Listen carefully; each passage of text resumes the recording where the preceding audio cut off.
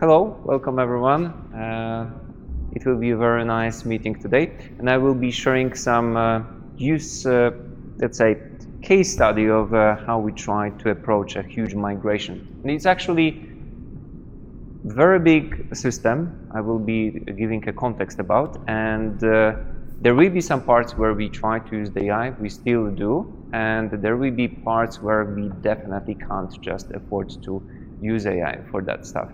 And that maybe AI part won't be that big, but first of all, I would like to ask you, how many of you have Java experience?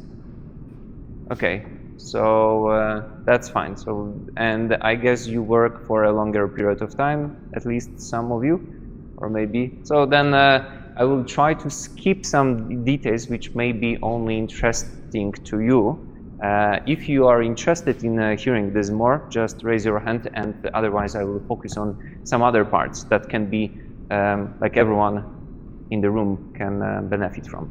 Okay, so first of all, my name is Marek Dominiak. I run training in domain-driven design, test-driven development, and other software-related technical things. I have about 18 years of professional experience, meaning I get money for just writing software and running this in production.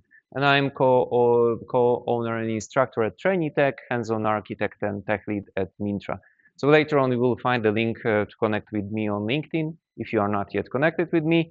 And there will be link to slides to the presentation if you are interested. So the quick agenda. First of all, I will have to lay down the context of the migration, why the migration of the big system can be so hard, and how many things can go wrong. You would be surprised. So this is kind of the case study. Our plan for migration in theory and practice, where that was very easy to get that migration going on, and where it was harder, benefits and lesson learned. And lesson learned probably are the most important for everyone trying to avoid. And Q&A, if you're at some point. So the context of migration. So let's talk numbers. The system was developed over the 16 years, okay? But the team size of it was always about 20, 35 people, okay? Can you imagine how many lines of code and solutions and different designs can be created during that time? A lot.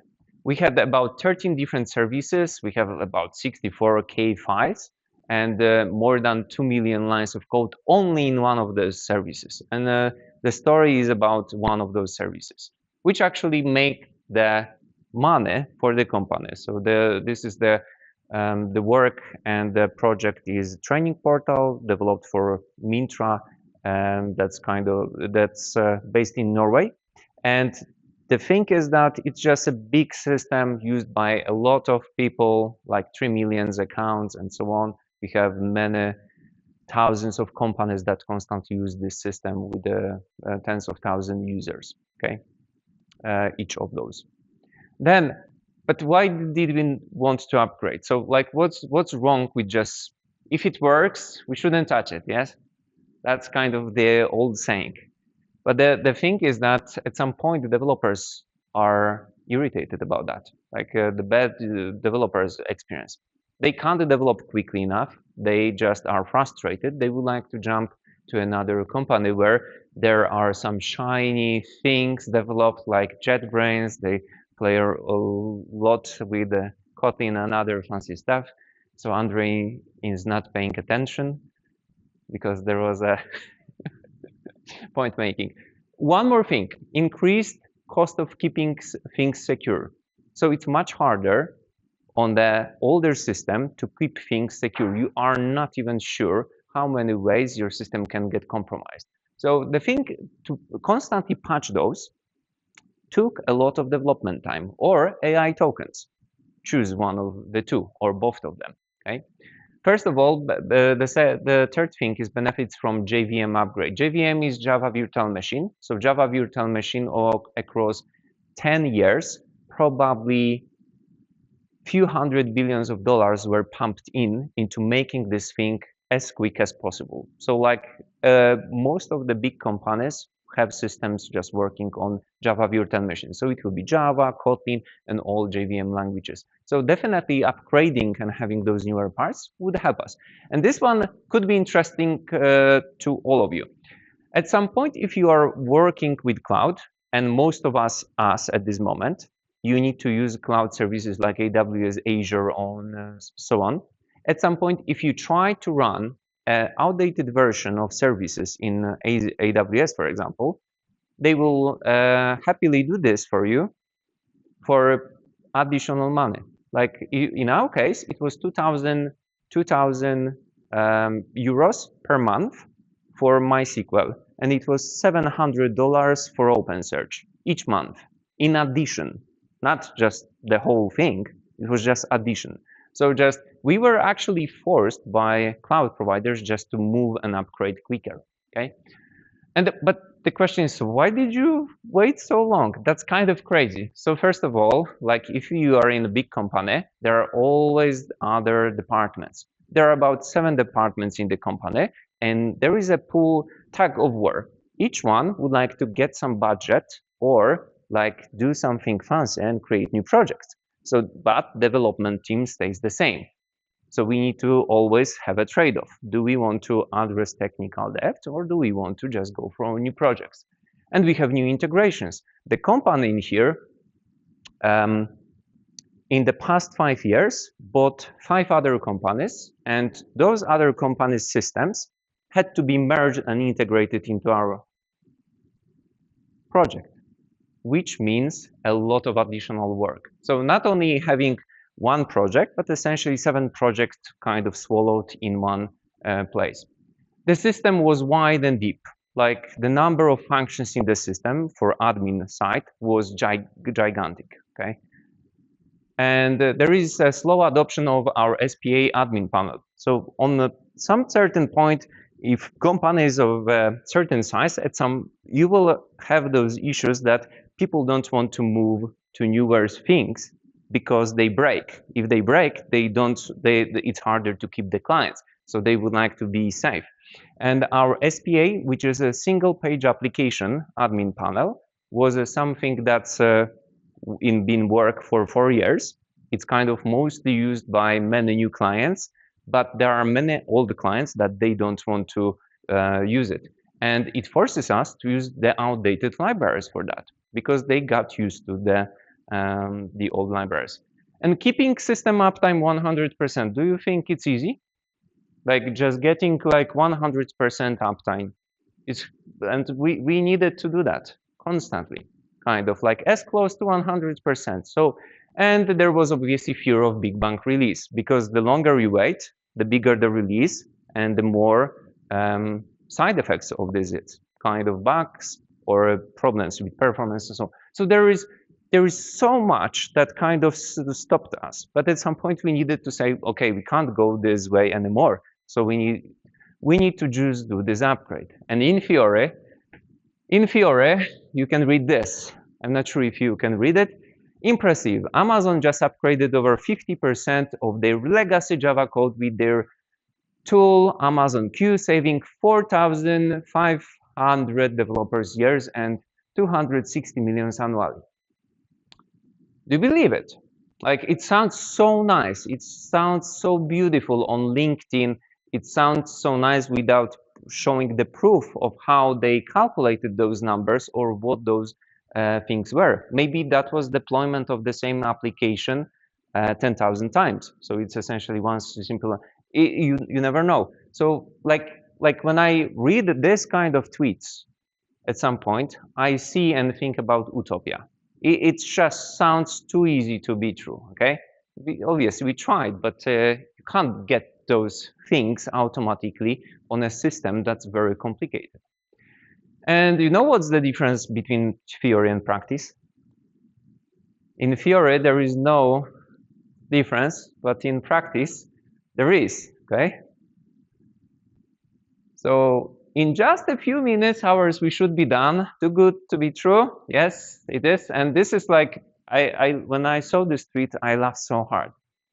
Claude 4 just refactored my entire code base in one call. 25 tools invocation, 3,000 new lines, 12 brand new files. It modularized everything, broke up monoliths, clean up spaghetti. None of it worked, but boy, it was beautiful. Okay, and now we can replace this with any kind of model you want. Like 2 months ago, I was really happy with Opus 4.5 and 4.6. They were just amazing, you know. Like even over here in JetBrains, there was one meetup created by JetBrains, and that was really looking promising until the Anthropic starts to pull the rug, because the model to sustain itself, it's too expensive to run. Okay, so they need to just chop it. They need to make it a little bit dumber because it needs to be cheaper. It needs to pay for itself. So now we have Opus 4.7. Are you happy with Opus 4.7 if you are working? Opus 4.7 from Anthropic. Did you use it? So like I used 4.6, I was super happy until they made it dumber, because you can just quantize it. And 4.7 is worse, in my opinion. Like for very complicated stuff that I do, it's really hard like to use it. I still don't complain. I use Codex, I use this. Yes? Maybe software servers and the parameter wrong server.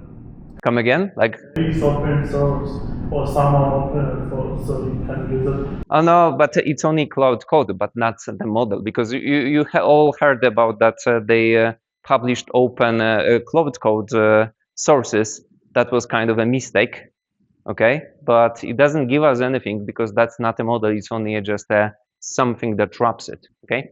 But the thing is that definitely we need humans in loops.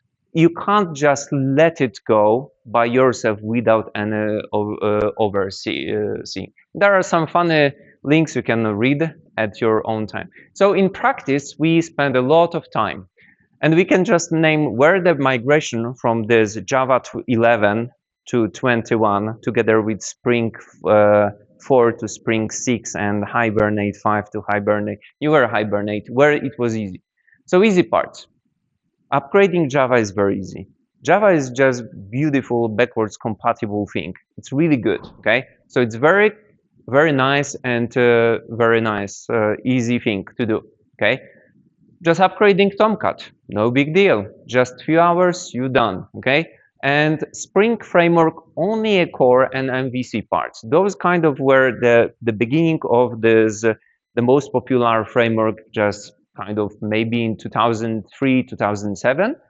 And until now, they are very easy to upgrade.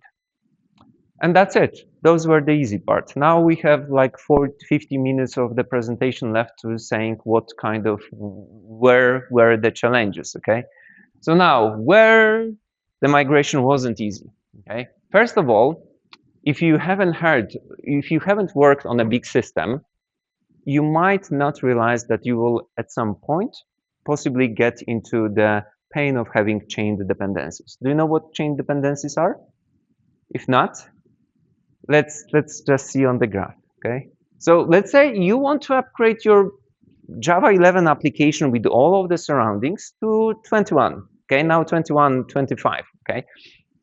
But it forces you to upgrade Spring, because Spring says, newer versions of Spring says, no, we need to have Java 21.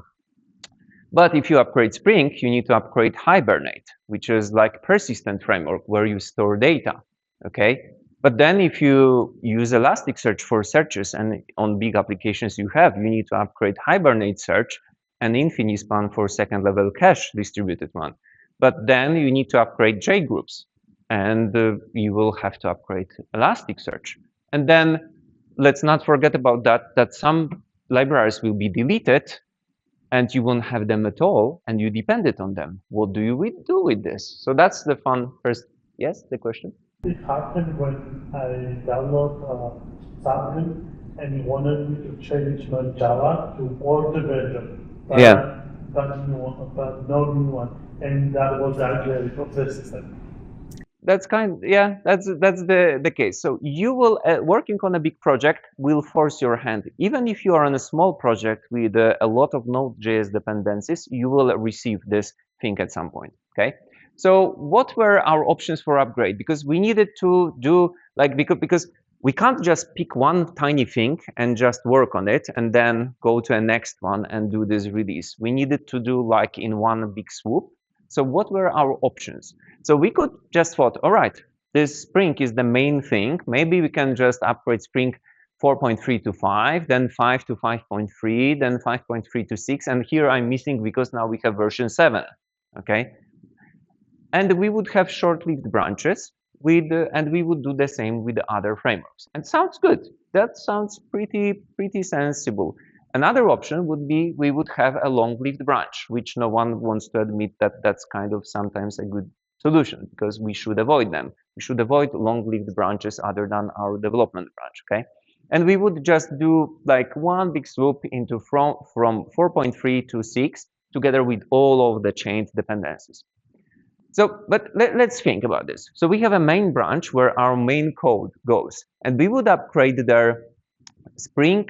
We have their Spring. We would do features and fixes because we are still asked to do and implement features. We would add some smaller things like test containers, and we would remove outdated libs. Okay, so that would be our main branch, and we would have short-lived upgrade branches where we would try to do a small upgrade of one kind of smaller step, and then we would merge it back to the main branch. And then we would go with the Spring 5.3, and then we would go with the Spring 6.0, and so on, okay? So that was the first option. And the second option is that in the main branch, we will just upgrade and do all the things that we need. And then we will have another branch that will live much longer. And we will do a bit different things. We will upgrade their Spring to Spring 4.6 and everything what we need, but from the main branch where we have all the new features coming in bug fixes, we will just backport those with weekly merges. So after a few of those, we should get everything in this upgraded branch at some point, and then we would merge back to main. Okay, so which one do you think we chose? Which one does make more sense? Yes? The first one, okay. Second guess? So the thing is that we didn't choose the first one.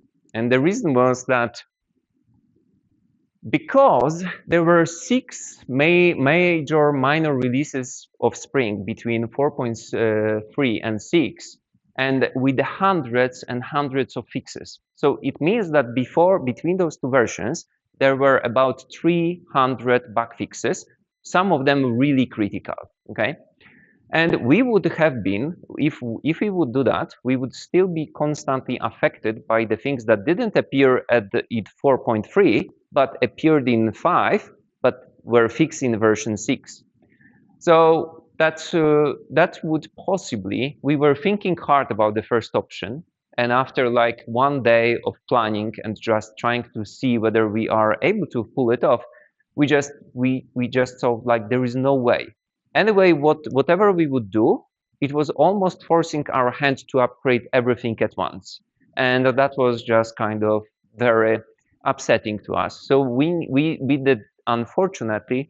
So that was kind of the problem over there. Spring 4.3, and then if you would just do those small upgrades, those fixes would, those bugs that appeared over there would hit us constantly. Is it kind of understandable? Yeah. So that was kind of critical for our choice. So we are essentially doing this, and we are still in progress because this is a big company, and there is like a business decision still with adoption of a single page application. And we expect this, obviously. We expect everything will live happily ever after. So the challenge 2, after the first one was change dependencies, but there were libraries that disappeared. So you used the library, it was very nice, and then it disappeared. And it's like that kind of thing. And let's just list some of them. Spring Security, Sun, OAuth, Spring Social, Spring Mobile, Spring Okito, Hystrix, Fongo, Spring Velocity. All of them just disappeared, like were deleted. There is no option in new version to have it. You need to do something with this.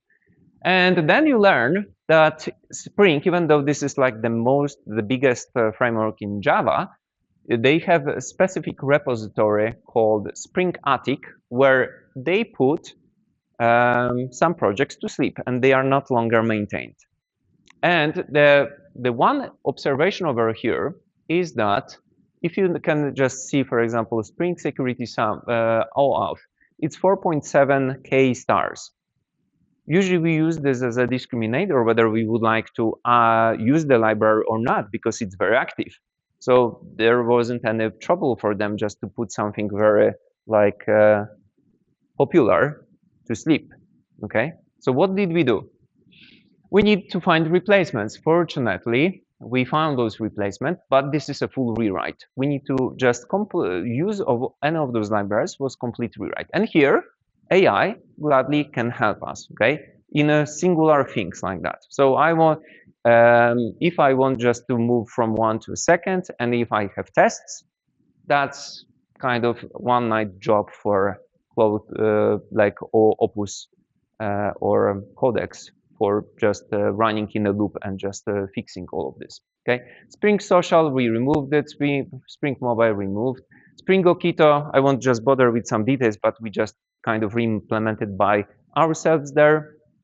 Hystrix, Resilience 4J, and Fongo, we just moved to test containers. Okay, so we just had to find some replacements, and we just removed some Spring Velocity. However, there was a lot of work, so it wasn't that fun. Like whoever kind of was happy to start with the migration wasn't happy anymore, because we knew that we are talking about months of work. Okay.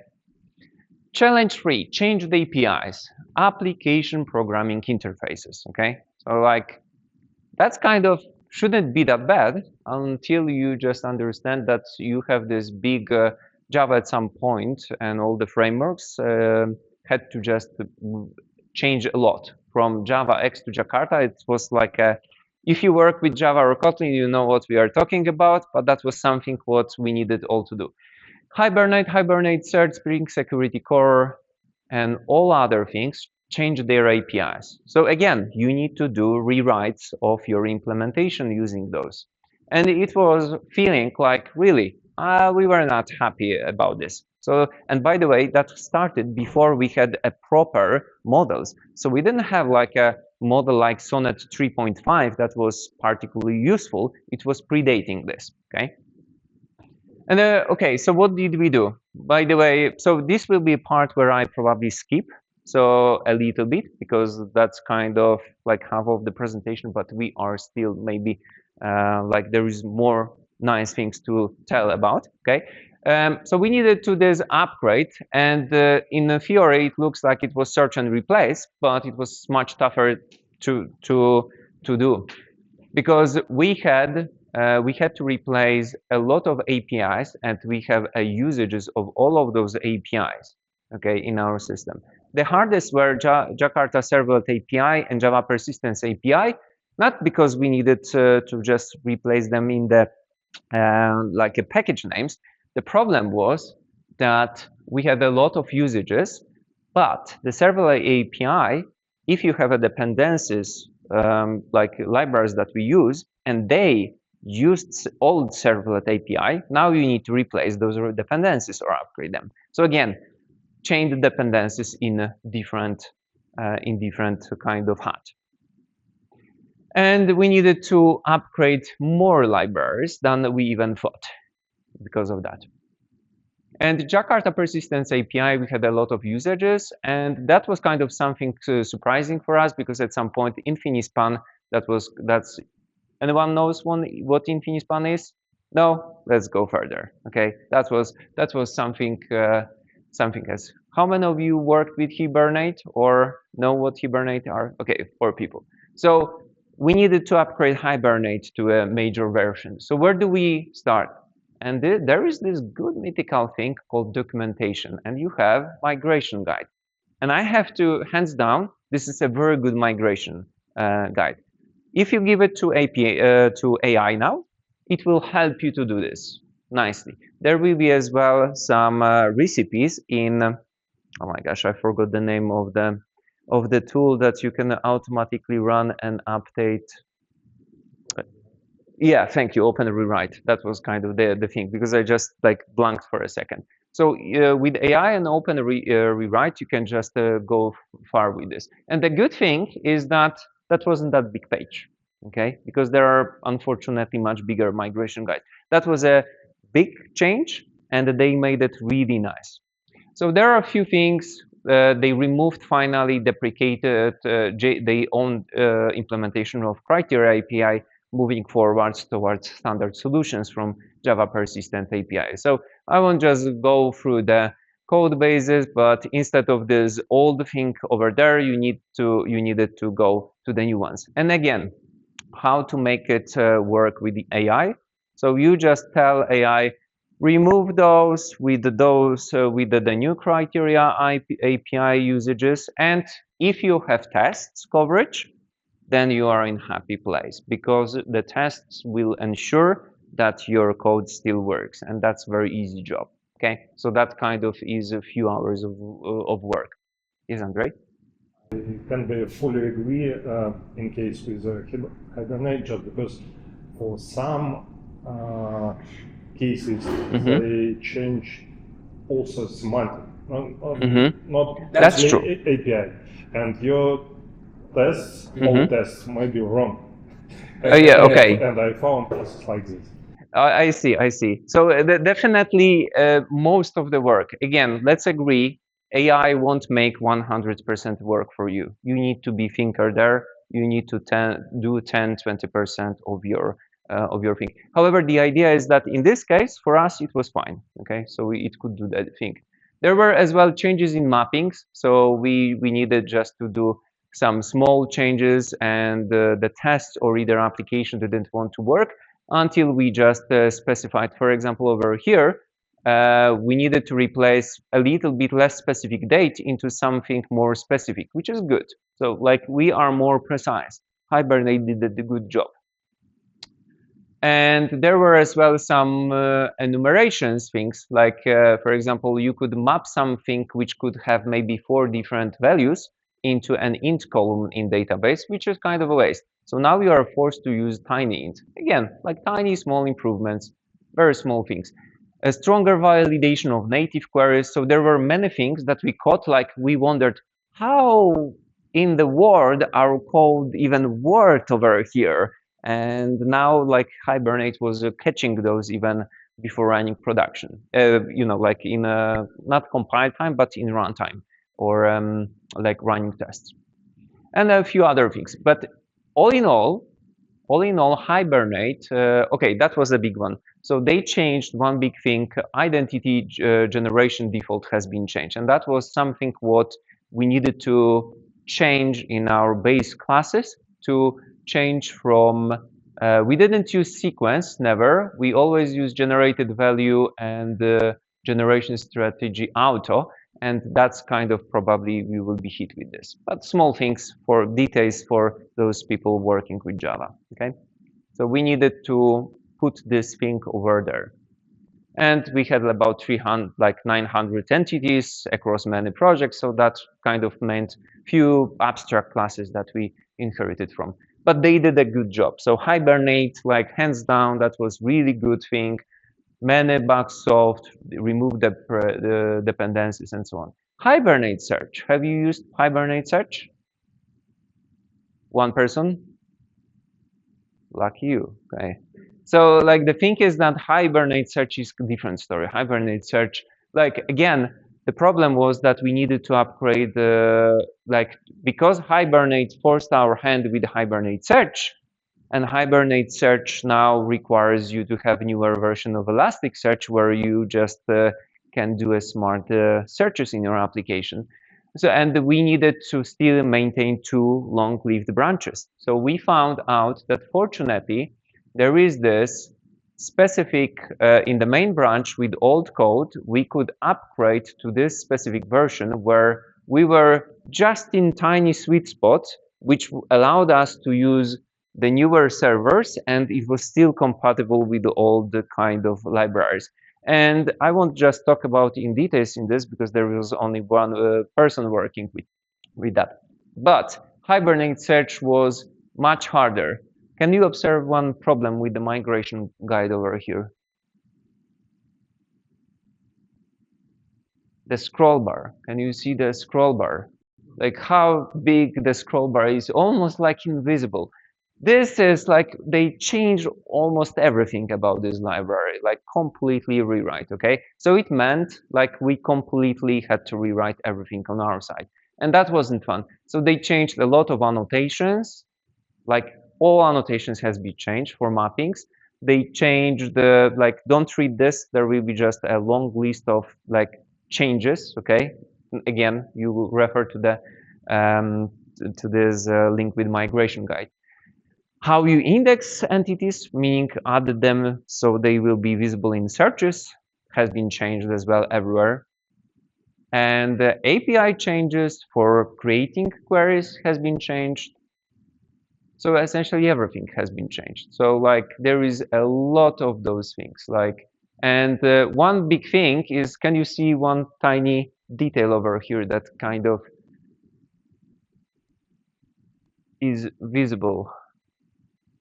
How big work it is. So if not, I can just point to this. Maybe it's not visible. It's 16,000 lines of code changed, and this is not like a simple search and replace. Like one amazing developer, he spent 1.5 months on this, and because we had poor test coverage, and he works half time. So essentially, it was amazing that he could achieve that. He went through each block of like 20 lines of code had to be checked and changed and retested. He pulled off something magical. Other guys couldn't believe that he like how in the world he was able to do that. But that was a lot of work. We don't want to be there in the future, like never again. And all mappings of the indexes had to be changed as well. Spring security. Honestly, in comparison of 1 million in bar that was introduced last week. Oh yeah. No, it wasn't that big, definitely. Spring security. This is like a security concerns in application. And if you work on a big application and you provide your own APIs that you allow people to authenticate through multiple ways, like SAML SSO, single sign-on, okay, configuration, OAuth, or maybe basic auth, and then others, you as well call others, and you have various different clients that you can't control that already built their integration with you. And we have probably, I don't know how many, you know, like there are 2,000 companies that use constantly and they build their own system just to use our APIs. And now we needed to upgrade Spring Security. And nothing much changed other than authentication providers, password encoders, Java configuration, filters, authorization, and essentially the whole security has been changed, okay? And that wouldn't be that bad. That wouldn't be that bad. The biggest thing was that they put into the attic Spring Security SAML and Spring Security OAuth, and we had like customized versions because Spring like we were forced to do this, and we had like 7,000 lines of code, of security code, complicated use cases over there to rewrite. So again, it worked. Now we upgrade, and none of these those libraries exist, meaning we need to do something about this. And that kind of, fortunately, that's not me. That's Vladislav. He will be doing the work. So I'm not so sad about this. Okay, and Bartosz will do another one with related to SSO. And what we did, and there is one thing that I realized at some point, and this is kind of a caveat for you, like how to assess effort needed to successfully upgrade the Spring Security and related libraries. So the heuristic is the higher number of the classes names, starting with custom, you see, custom, and that's not all. I couldn't just make one screenshot. The harder it will be, okay? So if you customize it a lot, if they pull the rug, you will be not happy, okay? So that's what so what we did, this is work in progress, and I will mention this. But what we decided 2 months ago, we will move all authentication concerns towards completely separate microservice that will finally be used by the old version and possibly by the new version. So we need to just we don't want to just move it to it's kind of to rewrite it only there, but it as well was something that was on our kind of list to strangle the monolith. I won't just go for hours about strangling the monolith or just cutting the big thing into smaller pieces. There were some other smaller libraries. Have you ever used Spring Fox? No? Let's go over it. It's just Swagger documentation. Most of the annotations or configuration could be just simply changed. This was easy. So this was 6,000 lines of code, but it's kind of search and replace simply. Nothing bad. Okay. We expect we will have some issues at some point because those documentation, if the Swagger documentation has been created a little bit differently than the previous generators, and we depend on the types generated based on those, then probably some front-end functions won't work at some point. Okay, but this is kind of mostly very simple. In Finispan, no one used this. So this is kind of caching mechanism we use, second level cache of Hibernate, much better control of memory use, so we can just go a little bit further with this, okay? And some smaller API changes, smaller. So again, a little bit sarcastic. Mock server, we needed to replace with MyRMock, PowerMock, Mockito. Mockito has it all now. Apache Tiles, we had to remove it. Apache HTTP, Core, and many small, tiny libraries here and there, everywhere, a lot of changes. Okay. Okay. Any questions about the hardships? Yes, one question.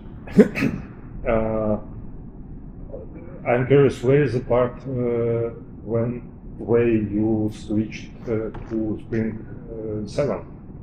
Not yet. So the point is this: I didn't mention one thing. Why are we not done yet? The thing is that again we bought yet another company. Okay, the company was bought by the company I work with, and we need to migrate all the clients. And there were 2 other projects that we need to deploy. And the business part of the whole company doesn't want to sign off that we can remove the old 2010 panel that's used by many admins and just to switch to this new one. So once we finally have this acceptance from people that they are kind of sure that everything works fine, then finally we can put this on pedestal, and that will be our main priority. Because at this moment, this project we constantly keep up to date, but there is not the pressure is 95% on other areas, where it's just the 2 projects. One we will deploy in 2 weeks time, and one we will deploy on Thursday. So that's kind of that's the problem. But once we are upgraded, once we have this knowledge, so I immediately moved to Java 25, because from Java 21 to 25 still long-term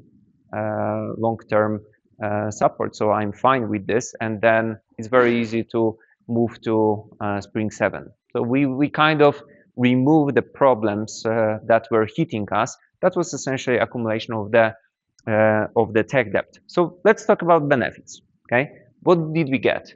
First of all, server startup cut to 50%, and I think we will get this to about maybe 40–30% of the usual monstrosity just waiting for the application to be run. By the way, we have one monolith and we have 13 microservices. So this monolith is the pain point. It's what makes money, but is as well a pain point. Okay.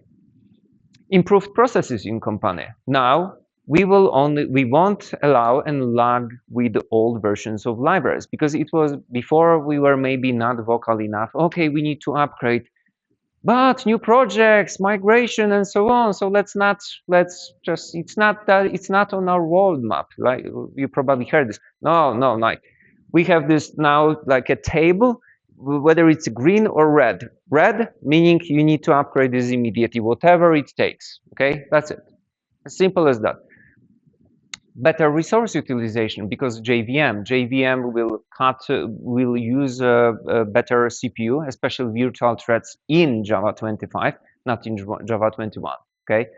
New features, Java Spring Hibernate, definitely much nicer for developers to work with. Okay. Developer experience related to this, and better vulnerability management, because this is, if you are closer to newer libraries, and we will talk a little bit about this, you are probably in a better place when it comes to be secure. And that's benefits, okay? Lesson learned. We shouldn't allow to accumulation of the tech debt. And by the way, with the vibe coding or whatever you would like, if you use agents and if you generate a lot of code, the amount of tech debt, if you are not overseeing it, grows really quickly. It's out of hand, okay? And I know this because I use Claude probably the most in my company. I think my Claude usage at some point was 50% in a week of all the team. Okay, so I just completely maxed out everything. So I know what I'm talking about when it comes to this. I generated too much and I needed to scrap it, even though I use Ralph loops, I used human in loop, but if you work on complicated things, very nice thing is this. I can do proof of concepts really quickly and I can scrap them, and then I can switch to another attempt of doing the same thing in a better way, okay? And without AI, agentic AI, I wasn't able to have time for doing this. So now it's finally a nice thing. But avoid those strategies to deal with the tech debt. Have you seen the company using this strategy to there is no tech debt. Like, there is no problem, no tech debt. Did it work? No. Okay, we can as well do this with technical debt. So technical debt, and there is quitting every 2 years, okay? But at some point, you know, like if they vibe coded their application, even if it's a new startup, after 3 months, you have already tech debt, okay? And you can use it. I'm not sure if you know that pill. You finally accept, I don't care, okay? And you can just say it. So that's kind of, those are not strategies that we should use, okay? What we should do, we should find a sweet spot for the upgrade window. And what do I mean by this? Because there is like this certain period of time, and where you shouldn't be too early or too late. And there will be examples of this. So Martin's followers at some point said, if it's painful, do it more often. Because if it's very painful and you do it more often, so we find a way, you learn and you make it less painful. It's still painful, but it's manageable, okay? So the idea is that if you are too late, there is a sweet spot, or too early, and this is time. And over here, if you are too late, so this is like our case, there will be like a lot of bugs, okay? There will be like sluggishness in the system, like dragging dead libraries. There will be money spent on servers. There will be all the vulnerabilities, security vulnerabilities, and just much longer this tail over there, okay?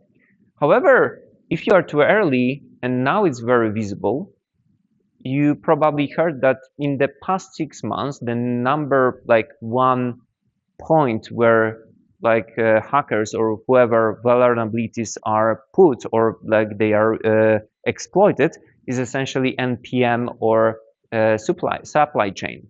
So you just try to sneak in the updated version of library where someone unknowingly will just pull it, and they will like do whatever. It can read your secrets, it can just drain your crypto wallet or whatever.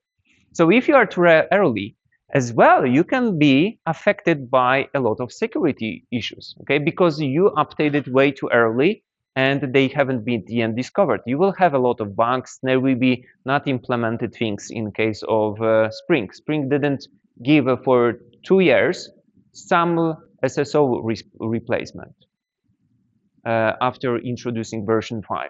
and there will be angry users, and possibly you will pay a lot for servers because they weren't perfect. And in the sweet spot, you will have some bugs, you will have some vulnerabilities, but it will be kind of like the local minimum. And unfortunately, you need to figure it out what it is kind of the sweet spot in your case.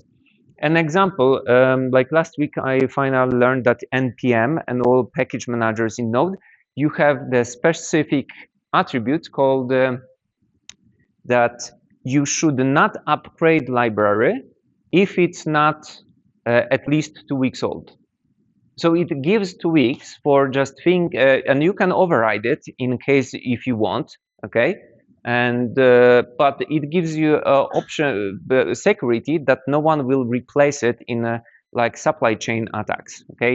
In the past 2 days, okay? Make sense? Last notes. Just upgrading monolith is hard work, and neither Spring or Hibernate are bad. Just accumulating tech debt is. That's kind of what it is. And unfortunately, you can't just forget about this because the tech debt will find you at some point, and you will have to deal with this. And the longer it drags, the harder it will be, okay? And I would like to just stress this one. Having a good test coverage helps a lot because of AI, okay? Not only AI, but if you have a good test coverage, and by the way, you can use AI to help you create good test coverage, that's where, that's the real value of modernization from A to B. You know, those tests can help you with this. Suggestions: include as many people as possible from your team with migration, because you need to share the pain. If you share the pain, they would like to minimize the time they spend, they feel the pain, and we will just progress quicker. And think a bit. You know, you need to plan a little bit. Like there is this old Chinese proverb, like 15 minutes of planning can save you 2 weeks of programming, okay? Maybe it's not old Chinese proverb, but definitely that's something, okay? Plan a little bit. Require your team to keep versions of your frameworks up to date. This is what I said, red or green, nothing in between, okay? And other recurring task for keeping upgrades in check. Automate security upgrades if possible, to extend. At least you should be notified about this. Yes, question? Like I told you before, I have the funding websites, and the main reason we use NetLifing for posts is because the AI system they have integrated in the servers updates all the websites automatically and adds in the library. Yeah, but that's kind of as well exposes to supply chains attacks. So there is as well like library service called Renovate. I'm not sure if you heard about this, that you can automatically find the vulnerabilities, create PRs, and if you are, let's say, if you would like to risk enough, you can even automatically accept those, which would be probably no in my case. I would prefer to see always each of those, okay? But thank you for the comment. That definitely we should automate as much as possible, okay? And improve processes in your workplace. That's it. Any questions?